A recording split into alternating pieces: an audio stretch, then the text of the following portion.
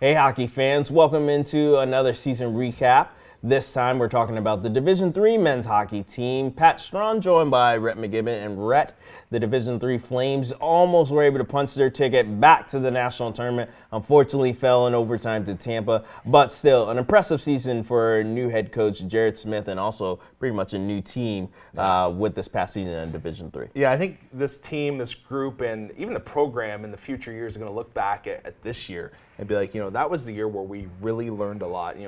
For Coach Smith, the fact that first season, that team faced some adversity. They had guys pulled up and down from the Division II level, which happens in a good program. And the fact that they were able to make it to the second round of the regionals and come so close against Tampa, who's a really good team, and almost be able to go to Frisco, Texas for nationals is a huge shot in the arm. This is a team now that I believe has a lot of confidence within themselves and a lot of momentum moving forward. And if they can bring in another solid recruitment class like they did this year, boy, D3 is going to be tough to deal with in the future. And yeah, obviously a team that's going to be dangerous for the next couple of years. One thing that they're going to be dangerous in, or one area, will be in their conference should they decide to stay. Obviously, there's a little shakeup going on with the conference because they're combining with ACC-HL conference next upcoming season. But talk a little about that. I mean, just falling short, winning the conference championship as well for the D3 Flames. But that's obviously got to be something they're looking forward to do, especially going against a former rival of Liberty's in Coastal Carolina. Yeah, it's going to be interesting here, the way the ACC-HL meshing with the ECCHA. You have a Division III and a Division II conference combining.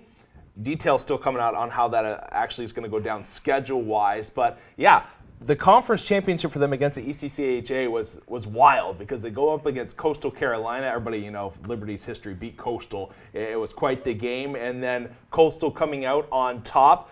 Great job by that program being able to win their first ECCHA title. But I think that was a game in which Liberty kind of grew up. And I was kind of wondering what was going to happen when they went on to regionals because they had their first game against Ole Miss, and Ole Miss is a quality hockey team. But Liberty kind of bucked up and said, all right, you know what, we got knocked down, but we're going to go back at it here. We know we're a good hockey team. And I think it showed a lot of mental toughness for that group, the fact that they were able to go into regionals, kind of erase a sour taste in their mouth, a bad loss, if you want to put it that way, and then go to that next game against Tampa. That was big on the program. I think it showed a lot of maturity by the coaching staff as well. Nice work there by Jared to be able to get his boys back up and raring to go. Yeah, and speaking of something that's going to be huge for Coach Smith, obviously he's looking to be able to build on the foundation that he was able to set this season with, as you just touched on it briefly, a strong recruiting class. But also, unfortunately, he's going to have to do it without some key building blocks, obviously losing some quality seniors, including, obviously, the captain, Dylan Brown, and also Kyle Jasmine, who was the assistant captain as well, and a couple other notable seniors. But talk about how important that group was, because when you were the coach still, obviously, they were part of that recruiting class that kind of helped get you guys to nationals during the first 10 as well. Yeah, it's kind of neat to look back at the D3 history, and it's been 10 years now, hard to believe, since the program first started, and you had guys like Brandon Coburn that started things off and kind of got you to a certain level. And then, as you mentioned, Dylan Brown came in, fantastic captain for this group. Kyle Jasmine, a good leader as well. Derek Guzik really solidified the back end in goaltending, and they took them now to the level they're currently at, which is competing to go to nationals at the regional level. And you're going to look at this team, and you're going to have guys, the next coming line of talent like Mitchell, and you're going to have George, a couple of really talented defenders on this team that potentially, if they work hard enough and they keep bringing in like recruits like they have been, are going to take them to that level which they compete at nationals year in and year out. So it's been really fun to watch the history of D3 grow, and they got a great guy behind the bench.